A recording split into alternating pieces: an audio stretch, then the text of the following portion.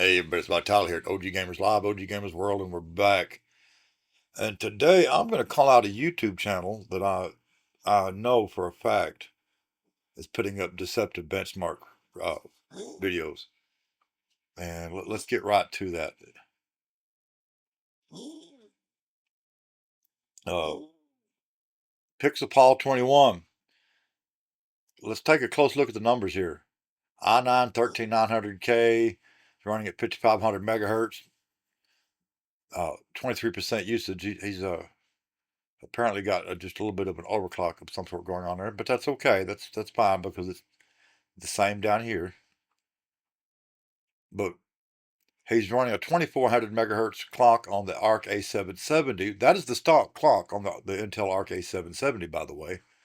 No overclocking going on whatsoever. You can tell that by looking at the wattage. But here's another interesting thing. It's using almost 8 gigs of VRAM, allegedly in the same scene that the RTX 4060 is.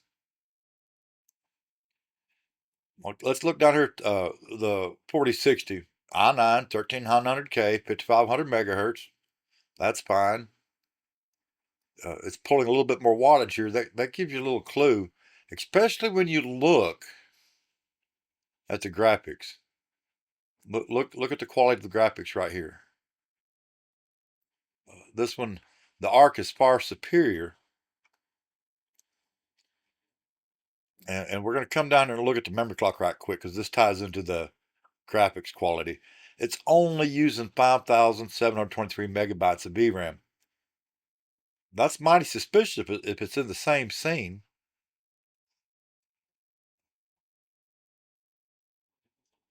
But here's something that makes it even worse. Look at the clock on that 4060. 2,805 megahertz. Folks, that implies that there is a serious overclock going on the RTX 4060 because the stock clock on the RTX 4060 is in fact 1,830 megahertz. So there's a serious overclock going on right off the bat versus a card that's running the stock clock, no overclock going on. It's using a lot less RAM. We've already determined that the graphics settings are lower, and that's proven right here by the memory. The memory is telling us that he's running this at a lot lower settings. In fact, I would also bet that he's running some DLSS. Lower in-game settings, overclock, that's stacking the deck in the RTX 4060's favor. And several people have called him out on this, and he hasn't fixed it, and he's not going to. And when I went back and looked through a lot of other videos, same thing, same thing. So I don't understand why anybody would do something like that. I could understand it being an honest mistake, but when it was pointed out and they didn't take the video down and go make a corrected video, that tells you all you want to know. He's 100% about the views, and he doesn't care that he's lying to you and misrepresenting the facts.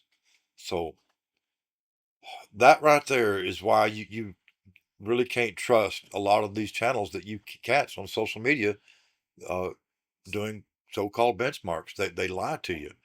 Uh, for whatever reason, I don't understand why, but they do, and the numbers prove it. I in fact have an Intel Arc A770, and I know for a fact that the card that I have will boost all the way up to 2,800 megahertz if I overclock it hard enough, right off the bat.